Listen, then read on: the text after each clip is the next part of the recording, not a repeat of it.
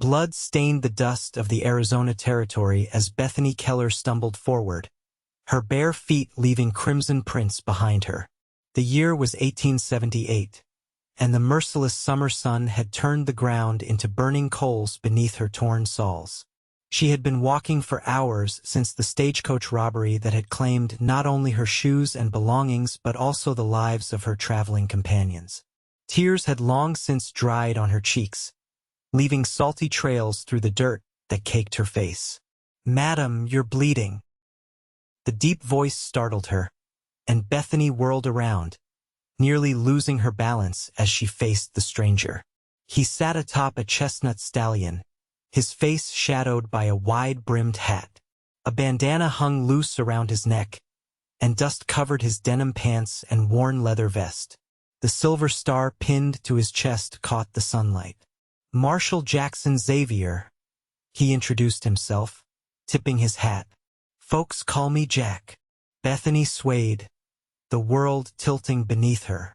"I need help," she managed before her knees buckled. Marshal Xavier dismounted in one fluid motion, catching her before she hit the ground. His calloused hands were surprisingly gentle as he lowered her to sit in the sparse shade of a scrubby mesquite. "The stagecoach to Tucson," she whispered. "Bandits attacked us. Everyone else is dead." The marshal's jaw tightened. "Cortez gang, most likely. Been hitting stages all through the territory." He looked down at her feet, his expression darkening. "You walked all this way barefoot?" Bethany nodded weakly. "They took everything. My shoes, my luggage. My father's watch." Without hesitation, Marshal Xavier removed his canteen and offered it to her. "Drink slow," he advised. "Too fast and you'll make yourself sick." As she sipped the lukewarm water, he rummaged through his saddlebags, producing a clean bandana and a small tin of salve. "I need to tend to those feet, Mississippi." "Keller. Bethany Keller." She lowered the canteen, her voice stronger now. "I was traveling to Tucson to take up a teaching position." The marshal nodded, kneeling before her. "This might sting some," he warned before carefully cleaning the worst of her cuts. Bethany bit her lip to keep from crying out as he worked methodically, his touch careful but firm. When he finished bandaging her feet with strips torn from a spare shirt, he looked up at her with clear blue eyes that seemed to cut through the haze of her pain. "Nearest town is Silver Creek, about 10 miles west. My horse can carry us both that far." "I don't want to be a burden," Bethany protested weakly. A hint of a smile touched the marshal's weathered face. "Miss Keller, I've tracked outlaws through 3 territories and brought in men twice my size. I reckon I can manage one schoolteacher." Before she could respond, he had gathered her into his arms and lifted her onto his horse. Mounting behind her, he reached around to take the reins, his chest solid against her back. "Silver Creek has a doctor who can look after those feet properly," he said as they started forward. "And the sheriff there is a friend. He'll help us organize a posse to go after the Cortez gang." Bethany nodded, too exhausted to speak. As they rode, the marshal kept his body angled to shield her from the worst of the sun. She noticed how he guided his horse to the smoothest path, avoiding jarring her injured feet. "You're not from around here," he observed after they had ridden in silence for some time. "Boston," she replied. "My father passed last winter. There wasn't much left for me there." The marshal nodded, understanding in his silence. "The West can be hard, Miss Keller, but there's opportunity here for those willing to work for it. And danger, it seems," she added quietly. "That too." His voice dropped. "I'm sorry about what happened to you today. No one should have to endure such things." As they continued towards Silver Creek, Bethany found herself increasingly aware of the man behind her, his steady breathing, the strength in his arms as he held the reins, the faint scent of leather and wood smoke that clung to him. Despite the horrors of the day, She felt strangely safe in his presence. When they crested a small rise, the marshal pointed to a cluster of buildings in the distance, nestled in a shallow valley beside a thin ribbon of water. "Silver Creek," he announced. "Not much to look at, but they've got clean beds at the boarding house, and Mrs. Whitaker makes the best apple pie this side of the Mississippi." Bethany felt a small smile form despite her exhaustion. "I could use both right about now." As they approached the town, several people stopped to stare at the unusual sight of Marshal Xavier riding double with a disheveled woman. He ignored their curious looks, guiding his horse directly to a whitewashed building with a sign identifying it as Dr. Samuel Green's office. The doctor, a balding man with spectacles and a kindly face, ushered them inside immediately. "Jack, what trouble have you brought me this time?" "Stagecoach robbery," the marshal replied, carefully setting Bethany on an examination table. "Miss Keller here walked miles before I found her." Dr. Green clicked his tongue in sympathy as he examined her feet.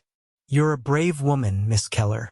These need proper cleaning and stitching in a few places, but you'll heal just fine. No riding or walking for at least a week, though." Bethany's heart sank. "But my position in Tucson, I'm expected there by Monday next." The marshal, who had been standing silently by the door, spoke up. "I'll send a telegram to the school board explaining the situation. They can wait a week for a good teacher." Dr. Green nodded in agreement as he gathered his supplies. "Jack's right. Besides, Sarah Whitaker's been saying for years that Silver Creek needs a proper school. Maybe this is Providence." While the doctor worked, Marshal Xavier excused himself to speak with the sheriff. He returned just as Dr. Green was finishing the bandages, accompanied by a stocky, gray-haired man with a similar silver star on his vest. "Miss Keller, this is Sheriff Thomas Miller," the marshal introduced. "Tom, Miss Bethany Keller." Sheriff Miller removed his hat. "Madam, terrible sorry about what happened. Jack here says you might be able to help us identify these outlaws." "I'll try," Bethany offered, though her memories were a blur of shouting and gunfire. "Tomorrow will be soon enough," Marshal Xavier interrupted, giving his colleague a pointed look. "Miss Keller needs rest first." Sheriff Miller nodded. "Of course. I've already arranged a room for her at the boarding house. Mrs. Whitaker is expecting her." "Thank you," Bethany said sincerely. The marshal stepped forward. "I'll take her there now." Despite her protests that she could manage with crutches, Marshal Xavier insisted on carrying her the short distance to the boarding house. Mrs. Whitaker, a plump, gray-haired woman with kind eyes, was waiting on the porch. "You poor dear," she exclaimed, ushering them inside. "I've prepared our best room and drawn a bath. You must be desperate to wash away the trail dust." The thought of a bath made tears spring to Bethany's eyes. "That sounds heavenly, but I haven't any clothes or toiletries. Everything was taken." Mrs. Whitaker waved away her concerns. "My daughter Abigail is about your size. She's married and living in Denver now, but I kept some of her things. And we have a general store in town for anything else you might need." Marshal Xavier set Bethany down carefully in an armchair. "Mrs. Whitaker will take good care of you," he assured her. "I'll check on you tomorrow, if that's all right." "More than all right," Bethany replied, suddenly reluctant to see him leave. "I don't know how to thank you for what you've done today." A hint of color touched the marshal's tan cheeks.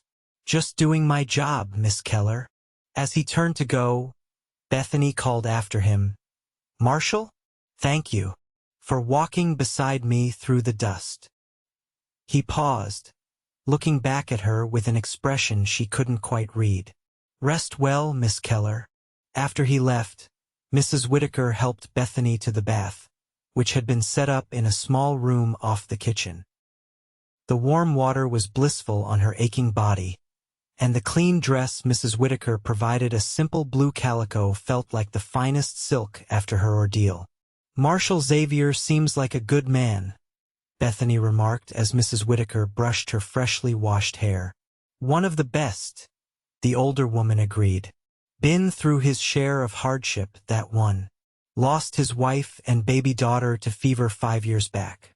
Threw himself into his work after that, tracking the worst outlaws across the territories. Man's got a reputation from here to the Dakotas." Bethany absorbed this information silently, understanding better the shadows she had glimpsed in the marshal's eyes. "He doesn't usually bring strays to Silver Creek," Mrs. Whitaker continued, a hint of speculation in her voice. "Normally just drops outlaws with Sheriff Miller and moves on. Must have seen something special in you, dear." Bethany felt her cheeks warm. He was simply being kind. Mrs. Whitaker's knowing smile suggested she thought otherwise, but she said nothing more on the subject. That night, despite her exhaustion, Bethany found sleep elusive. Each time she closed her eyes, she saw the stagecoach attack replaying, the shots, the screams, the outlaw who had yanked off her boots and laughed as he tossed them away. Only when she turned her thoughts to Marshal Xavier, the steadiness of his presence, the gentleness of his hands as he tended her wounds, did she finally drift into slumber. The next morning, she awoke to sunlight streaming through lace curtains and the smell of coffee and bacon. Mrs. Whitaker had brought a tray to her room, insisting that Dr. Green's orders for rest meant exactly that. "Marshal Xavier stopped by earlier," she mentioned casually as she plumped Bethany's pillows. "Said he'd return this afternoon with Sheriff Miller to take your statement, if you're feeling up to it." "I am," Bethany confirmed, ignoring the flutter in her stomach at the mention of the marshal. The day passed slowly. Bethany spent it reading a dog-eared copy of Pride and Prejudice that Mrs. Whitaker had provided and gazing out the window at the bustling main street of Silver Creek. She was surprised by the town's vibrancy, the frequent traffic of wagons and riders, the well-maintained buildings, the neat boardwalks lined with businesses. True to his word, Marshal Xavier returned in the afternoon, accompanied by Sheriff Miller. They sat in the boarding house parlor, where Mrs. Whitaker had helped Bethany settle on a comfortable sofa with her bandaged feet elevated. "How are you feeling today, Miss Keller?" the marshal asked, his voice carrying genuine concern. "Much improved, thank you," she replied. "Mrs. Whitaker has been most attentive." Sheriff Miller cleared his throat. "Miss Keller, we hate to trouble you with this, but we need to know everything you can remember about the robbery. Any details might help us catch these men." Bethany nodded, steeling herself. "There were 5 of them. All wore bandanas over their faces, but their leader—" She closed her eyes, recalling details. "He had a scar across his right hand, like a burn, and he spoke with an accent, Mexican, I think." The 2 lawmen exchanged glances. "Cortez," Marshal Xavier confirmed grimly. Bethany continued, describing what she could remember of the other bandits, the direction they had fled, and the items they had stolen. When she mentioned her father's gold pocket watch, her voice caught. It was the only thing of his I had left. Marshal Xavier's expression softened. "I'll do my best to recover it for you, Miss Keller." After Sheriff Miller had written down everything, he excused himself to begin organizing a posse. Marshal Xavier lingered, however, seemingly reluctant to leave. "I sent that telegram to Tucson," he told her. "Got a reply this morning. They understand the situation and are willing to hold your position for 2 weeks. Seems they're quite eager to have you." Relief washed over Bethany. "Thank you. That's one worry lifted." A moment of awkward silence followed before the marshal spoke again. "Mrs. Whitaker tells me you were admiring the town from your window." Bethany smiled. "It seems a pleasant place. More developed than I expected. Silver Creek's growing fast. Silver mines in the hills brought the first settlers, but now we've got ranchers and farmers too. Nearly 500 people call it home. Pride was evident in his voice. What we don't have is a proper school. Just Reverend Parker teaching the younger children a few hours each day in the church. Mrs. Whitaker mentioned something about that, Bethany acknowledged. There's talk of building a schoolhouse, the marshal continued. Town council's been saving for it. They'd need a teacher, of course. Bethany caught his meaning. Are you suggesting I consider staying in Silver Creek instead of continuing to Tucson? His blue eyes met hers directly. Just putting the thought in your head. Tucson's a fine city, but it can be rough. Silver Creek might offer a quieter life. And safer? She asked with a small smile. The marshal's mouth quirked. Well, we do have our share of Saturday night brawls, but nothing like today's troubles. His expression grew serious again. I'll be leaving tomorrow with the posse. Might be gone a week or more tracking Cortez. Bethany felt an unexpected pang at the thought of his departure. Be careful, Marshal. Always am, he replied, rising to his feet. Rest those feet, Miss Keller. Doctor's orders. After he left, Bethany found herself contemplating his suggestion more seriously than she might have expected. Silver Creek did seem a welcoming community, and the idea of helping establish a proper school held appeal. By the time Mrs. Whitaker brought her evening meal, Bethany had made up her mind to at least inquire about the possibility. Why, that's wonderful, Mrs. Whitaker exclaimed when Bethany mentioned her interest. I'm on the town council myself. We've been saving for 2 years now to build a proper schoolhouse, but finding a qualified teacher willing to come to a place like Silver Creek has been the real challenge. I haven't decided yet, Bethany cautioned. I did give my word to the school board in Tucson. Mrs. Whitaker patted her hand. Of course, dear, but no harm in considering options. I'll mention your interest to the council at our meeting tomorrow. The next morning, Marshal Xavier stopped by before departing with the posse. He wore a duster over his usual attire, and his gun belt was slung low on his hips. Something about seeing him fully armed and ready to pursue dangerous men made Bethany's breath catch. I came to say goodbye, he said, standing awkwardly in the parlor doorway. We're heading out to track Cortez. How long will you be gone? Bethany asked, trying to keep her tone casual. Hard to say. Depends on the trail. He shifted his weight. Sheriff Miller will keep an eye on things here. You won't be without protection. Bethany smiled at his concern. I'll be fine, Marshal. It's you who's riding into danger. He shrugged as if facing outlaws was of no consequence. Been doing this a long time, Miss Keller. Still, she insisted. Please be careful. A smile softened his weathered features. I will. And when I return, perhaps we might. That is, if you're still in Silver Creek, maybe we could. Yes, Bethany prompted when he faltered. The marshal cleared his throat. Maybe we could have dinner sometime, at the hotel restaurant. They serve a decent steak. Warmth spread through Bethany's chest. I would like that very much, Marshal Xavier. Jack, he corrected her. My friends call me Jack. Jack, she repeated, liking the way the name felt on her lips. I'll be waiting for that dinner invitation when you return. A genuine smile lit up his face, transforming his serious countenance. Then I'd best make sure I do return, Miss Keller. Bethany, she offered in return. Bethany, he echoed softly. With a tip of his hat, he was gone. The days following the posse's departure passed with surprising swiftness. As her feet healed, Bethany ventured out more, first with crutches and then with a cane borrowed from Dr. Green. Mrs. Whitaker introduced her to various townspeople, all of whom welcomed her warmly, especially once they learned she was a teacher. On the 4th day, the town council invited her to their meeting to discuss the possibility of her taking the position as Silver Creek's first proper schoolteacher.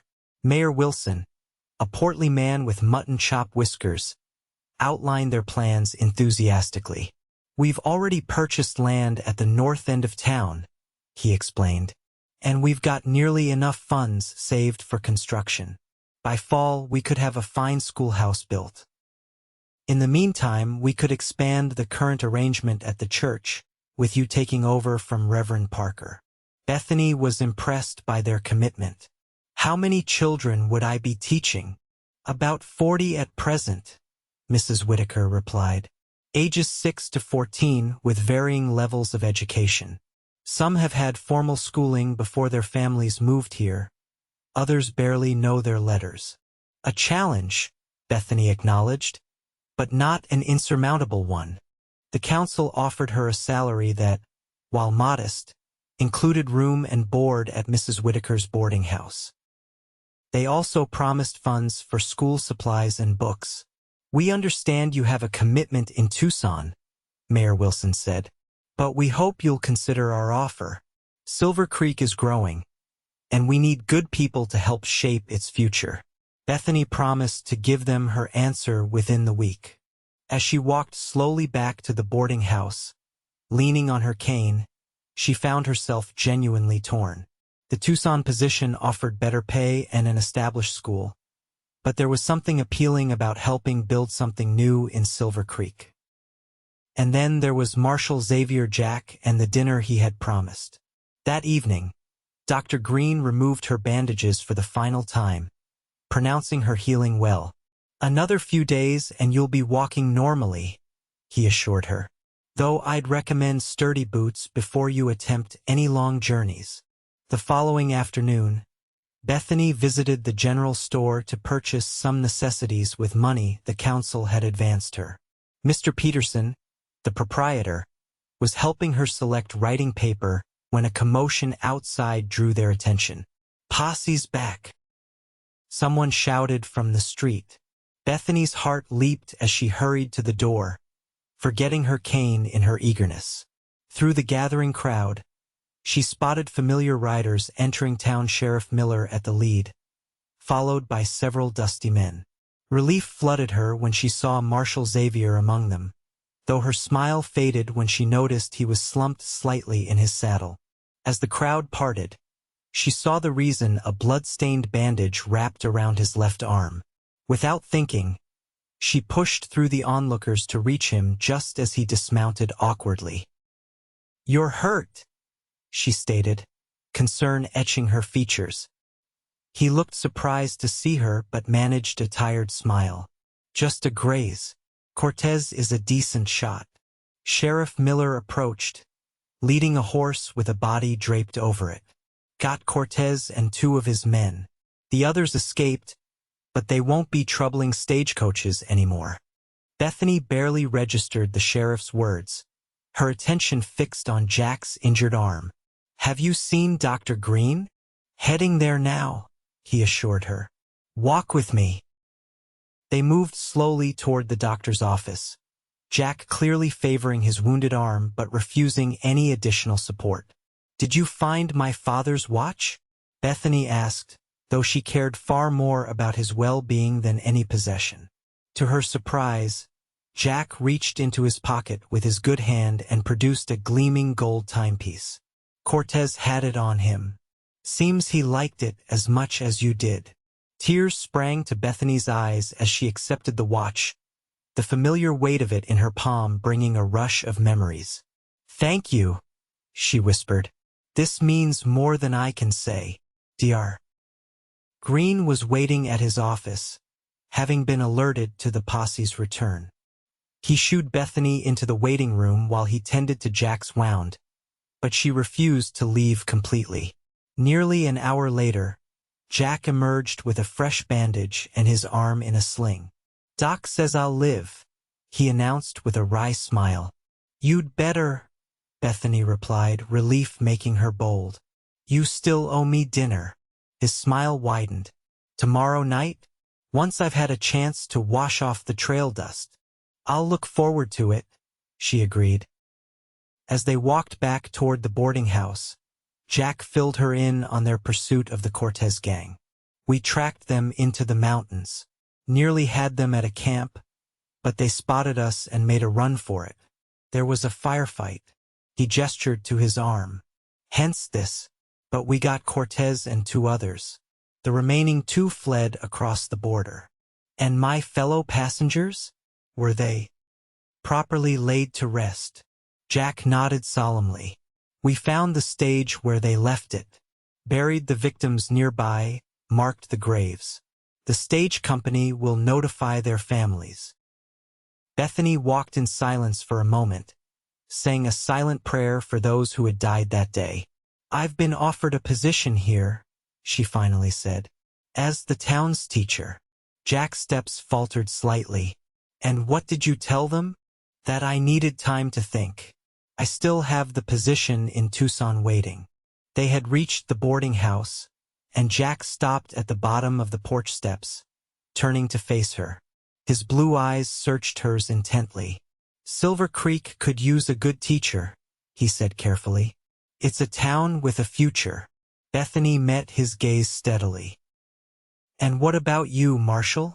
Do you see your future here in Silver Creek? A flush crept up his neck. I've been thinking about settling down. The territory's getting more civilized. Maybe it's time I did too. He cleared his throat. Having a reason to stay in one place would help with that decision. The implication hung between them, neither quite ready to name it aloud. I'll give the council my answer after our dinner tomorrow, Bethany decided. I find I need more information before making such an important choice. Jack's slow smile was worth the boldness of her statement. Then I'll make sure it's a very informative dinner, Miss Keller. That night, Bethany sat by her window, her father's watch in her palm, contemplating the turn her life had taken. When she had boarded that stagecoach in Prescott, she had been focused solely on reaching Tucson and beginning her new position. The robbery, terrible as it was, had diverted her path in ways she could never have anticipated. The next evening, Jack arrived at the boarding house promptly at 6, wearing a clean shirt and his best pants, his arms still in a sling but his face freshly shaved. The transformation from trail-dusty lawman to gentleman caller was striking. You look very handsome, Marshal, Bethany greeted him, enjoying the way his ears reddened at the compliment. And you're beautiful, he returned, taking in her blue dress a new purchase from the general store. Shall we? The Silver Creek Hotel restaurant was the finest establishment in town, with white tablecloths and actual glass windows overlooking the main street. Jack escorted Bethany to a corner table where they would have some privacy from curious onlookers. Everyone is staring, Bethany whispered as they settled into their seats. Jack grinned. Small town. I don't often escort beautiful women to dinner. Often? She teased. So there have been others? None worth remembering, he assured her, his expression growing more serious. Bethany, I should tell you that is, after my wife and daughter died, I didn't think I'd ever. She reached across the table to touch his hand. Mrs. Whitaker told me about your loss. I'm so sorry. Jack nodded, a shadow crossing his features. Emily was a good woman. And little Anna was just starting to walk when the fever took them both. For a long time after, I didn't much care if I lived or died. Took the most dangerous assignments, tracked the worst outlaws. And now, Bethany prompted gently. His fingers turned to grasp hers. Now I'm sitting across from a woman who walked miles through the desert with bleeding feet, who faced down bandits and never lost her courage, who might be convinced to stay in Silver Creek instead of continuing to Tucson. That depends on what Silver Creek has to offer, Bethany replied, her pulse quickening at the warmth in his gaze. A teaching position, for one thing, he began, a smile tugging at his lips. A community that needs you, and a lawman who's starting to think that maybe there's more to life than chasing outlaws. The waiter interrupted their conversation to take their orders. Jack recommended the steak, and Bethany trusted his judgment. As they waited for their food, They spoke of lighter things: her childhood in Boston, his early days as a deputy in Texas, their shared love of reading. "I never had much schooling," Jack admitted. "Learned most of what I know from books I picked up along the way. Always wished I'd had a teacher like you."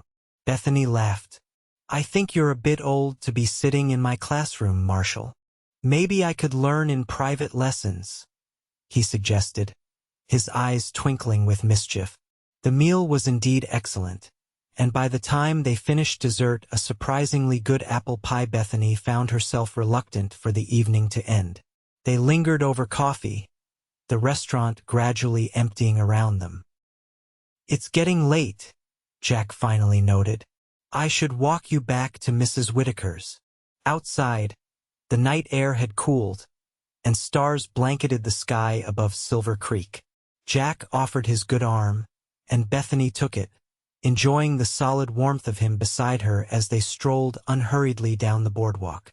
"I've decided to accept the position here," Bethany announced as they approached the boarding house. "I'll write to Tucson tomorrow to decline their offer." Jack stopped walking, turning to face her. "You're staying?" Hope brightened his voice. "I am," she confirmed. "There's important work to be done here. These children need education, and helping build something from the beginning appeals to me." "And is that the only reason?" he asked, stepping closer. Bethany's breath caught at his nearness. "There might be other considerations," she admitted. "A certain Marshal, for instance, who walked beside me through the dust when my feet were bleeding." Jack's hand came up to cup her cheek. "I'd walk beside you anywhere, Bethany Keller." When his lips met hers, it felt like coming home to a place she'd never been before. His kiss was gentle yet sure, and Bethany found herself responding with a fervor that surprised them both. When they finally parted, she was breathless and flushed. "I should go in," she whispered, though she made no move to do so. Jack nodded, equally reluctant to end their evening. "I'd like to court you properly, Bethany, if you're amenable." She smiled at his formal phrasing. "I'm very amenable, Jack Xavier." With one more quick kiss, he bid her good night, waiting on the porch until she was safely inside. Mrs. Whitaker, who had clearly been watching from the parlor window, pretended to be absorbed in her knitting as Bethany entered. "Have a nice evening, dear?" she inquired innocently. "Lovely," Bethany replied, unable to suppress her smile. "And you can tell the council I accept their offer." Mrs. Whitaker beamed. "Wonderful news. And might there be other good news to share?" Bethany felt her cheeks warm. "It's early days yet, Mrs. Whitaker, but perhaps someday." The next morning, Bethany wrote to the Tucson School Board, explaining her decision to remain in Silver Creek. She also began planning lessons for her new pupils, excitement building as she contemplated the challenge ahead.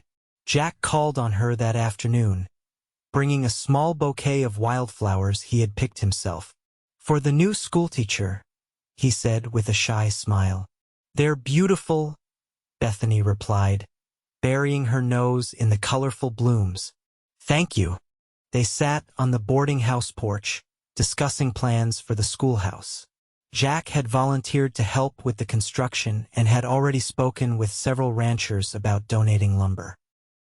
"Mayor Wilson says we can break ground next week," he told her.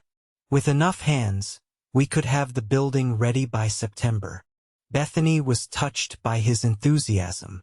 "You're taking a personal interest in this schoolhouse, Marshal."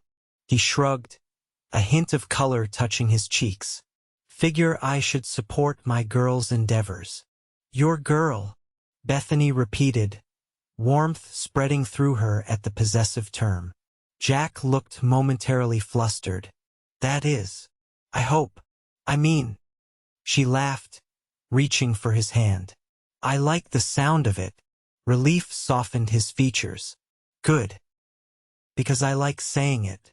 Over the following weeks, their courtship blossomed alongside Bethany's preparations for teaching and the construction of the schoolhouse.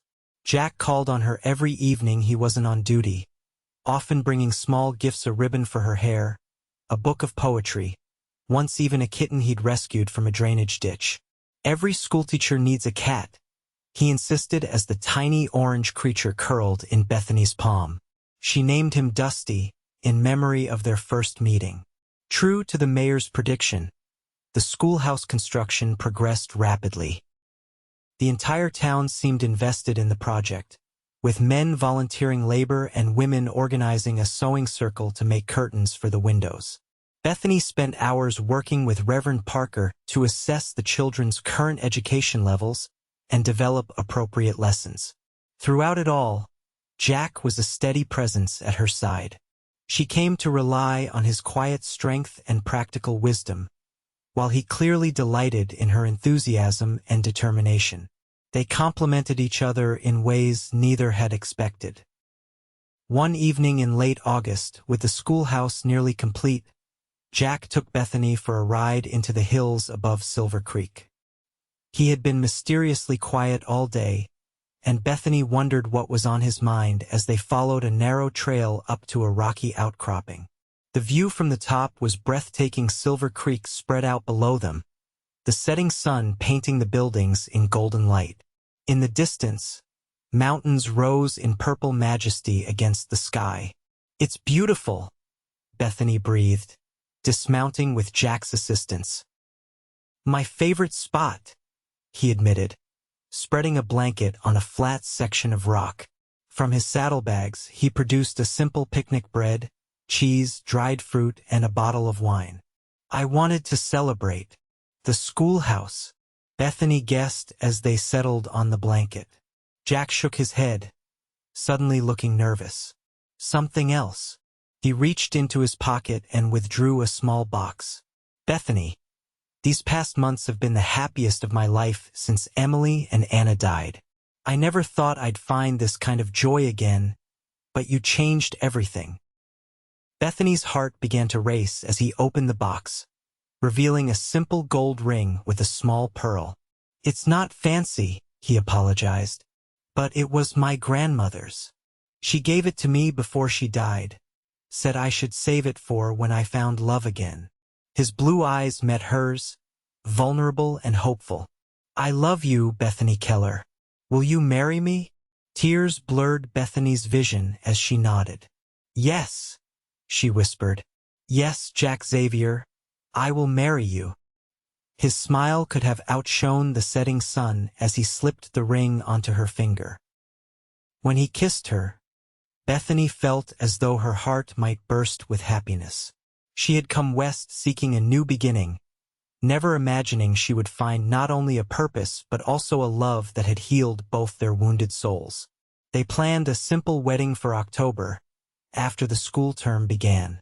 Mrs. Whitaker insisted on hosting the ceremony in her garden, and the entire town seemed determined to make the event special.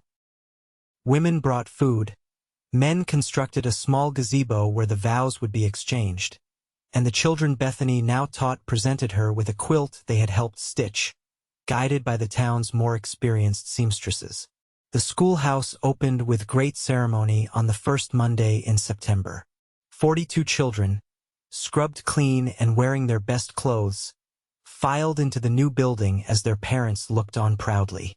Mayor Wilson gave a speech about the importance of education, and Bethany was presented with a brass bell to call students to their lessons. Jack stood at the back of the crowd, his expression one of unmistakable pride as he watched his fiancée accept the bell and address the gathering. "Education is the foundation upon which we build our future," Bethany told the assembled townspeople. "In this schoolhouse, your children will learn not only reading, writing, and arithmetic, but also how to think critically, how to question wisely, and how to become the citizens who will shape Silver Creek in the years to come." Her words were met with enthusiastic applause, none more vigorous than Jack's. Later, when the crowd had dispersed and the children had been dismissed for the day, he found her arranging books on shelves in the empty classroom. "Schoolteacher Keller," he greeted her with a grin. "You were magnificent today." Bethany smiled, setting down the book in her hands. It feels right being here. Like this is exactly where I'm meant to be. Jack crossed the room to take her in his arms. I knew it from the moment I found you on that trail. You belong here. With these children, with this town. He kissed her softly. With me. As their wedding day approached, there was one shadow on their happiness. Jack received word that the remaining members of the Cortez gang had been spotted near the border, and as marshal, he was expected to join the posse tracking them. I'll be back well before the wedding, he promised as he prepared to leave. Sheriff Miller's coming along, and we've got experienced men with us. We'll make short work of this. Still, Bethany couldn't shake her unease as she watched him ride out of town. The memory of his previous injury was too fresh, the thought of losing him too painful to contemplate. She threw herself into teaching and wedding preparations to keep her mind occupied during his absence. 5 days passed with no word. Then a week. Bethany maintained a brave face for her students, but Mrs. Whitaker noticed her growing anxiety. He'll be back, the older woman assured her. Jack Xavier doesn't make promises he can't keep. On the 10th day, just as Bethany was dismissing her class, a rider thundered into town. She recognized one of the men who had joined the posse. His horse lathered from hard riding. Her heart seemed to stop as she hurried outside. Miss Keller, the rider called, spotting her. Marshal sent me ahead. They've got the outlaws cornered in an abandoned mine. He wanted you to know they're all right and should be back by tomorrow evening. Relief made Bethany's knees weak. Thank you, she managed. Thank you for bringing word. True to the messenger's prediction, the posse returned the following evening, dusty and tired but triumphant. Jack dismounted before his horse had fully stopped, striding through the gathering crowd to where Bethany waited on the schoolhouse steps. He swept her into an embrace, heedless of the dirt that transferred from his clothes to hers. Told you I'd be back, he murmured against her hair. I never doubted, she lied, holding him tightly. He drew back to look at her, his expression suddenly serious. I've been thinking these last days on the trail, about my job, about our future. Bethany felt a flutter of concern. What about them? I'm resigning as marshal, he announced. Already wrote my letter to the territorial governor. Sheriff Miller can handle things here in Silver Creek, and I'm ready to hang up my badge. Surprise rendered Bethany momentarily speechless. But your work is important to you, she finally said. Jack nodded. It was. But you're more important. Our life together is more important. He took her hands in his. I've been offered the foreman position at the Patterson Ranch. Good, steady work, decent pay, and I'd be home every night. Are you sure this is what you want? Bethany asked, searching his face. His smile was certain. I've chased enough outlaws for one lifetime. Lost too many years to grief and loneliness. I want to build something now, Bethany. With you. The wedding took place as planned, on a perfect October afternoon with golden leaves drifting from the cottonwoods in Mrs. Whitaker's garden. Bethany wore a cream-colored dress ordered specially from Denver, and Jack looked handsome in a new black suit. Sheriff Miller stood as best man, while Mrs. Whitaker served as matron of honor. Reverend Parker officiated, speaking eloquently about new beginnings and love that heals old wounds. When it came time for their vows, Jack's voice was steady and sure. Bethany, when I found you on that trail, I was still a man half living. You brought light back into my world, showed me that there was still joy to be found, still love to be given and received. I promise to walk beside you through whatever dust or darkness life may bring, to support your dreams as you've supported mine, and to love you with every breath I take for all the days we're granted together. Tears slipped down Bethany's cheeks as she spoke her own vows. Jack, you saved me in more ways than one that day in the desert. You showed me strength wrapped in gentleness, courage tempered with compassion. You've given me a home and a purpose I never expected to find. I promise to be your partner in all things, to face whatever comes with the same courage you've shown me, and to love you completely, today and always." Their kiss as husband and wife was met with cheers from the assembled townspeople.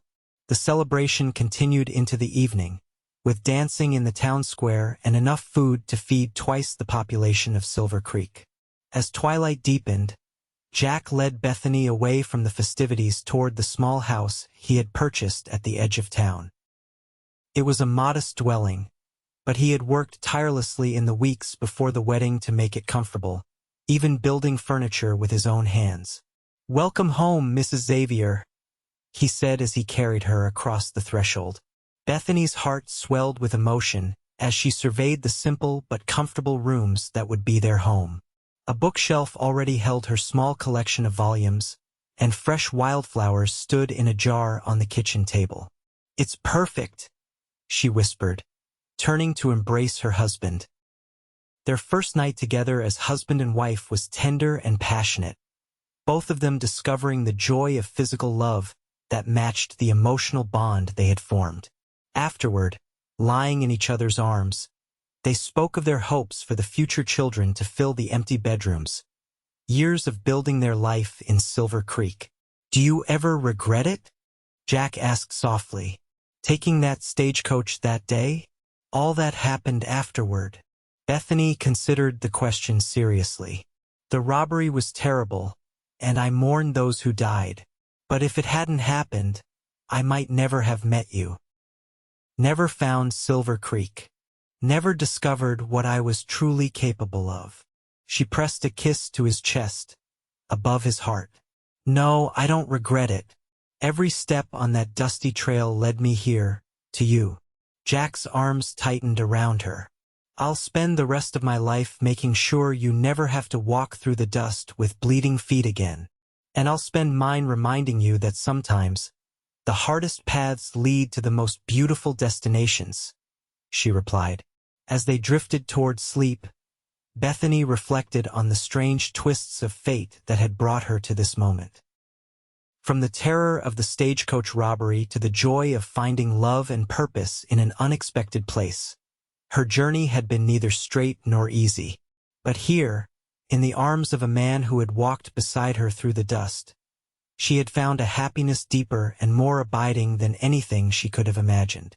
Spring came to Silver Creek the following year, bringing new growth and promise. The schoolhouse flourished under Bethany's guidance, with enrollment increasing as word spread of the quality of education being offered. Jack excelled in his position at the Patterson Ranch, his natural leadership and fair treatment of the hands earning him respect throughout the territory. On a warm May evening, as they sat on the porch of their home watching the sunset, Bethany placed Jack's hand on her slightly rounded belly. "We'll need to prepare the nursery," she said softly. "By winter, there will be 3 of us." The wonder and joy that spread across Jack's face was a sight Bethany knew she would treasure forever. As he gathered her into his arms, murmuring words of love and gratitude, she felt the fullness of the life they had built together. Their path had begun in dust and blood, but it had led to this a home filled with love, a community that valued them, and the promise of a family to nurture. From the darkest day of her life had come her greatest blessing, a man who had walked beside her when her feet were bleeding, and who continued to walk beside her through every joy and challenge that followed. In the years that came after, as their family grew and Silver Creek prospered, Bethany often thought of that fateful day on the Arizona Trail. The memory no longer brought fear or pain, only gratitude for the journey that had led her home to Silver Creek, to teaching, to Jack, and to the life they had created together, step by step, through the dust and into the light.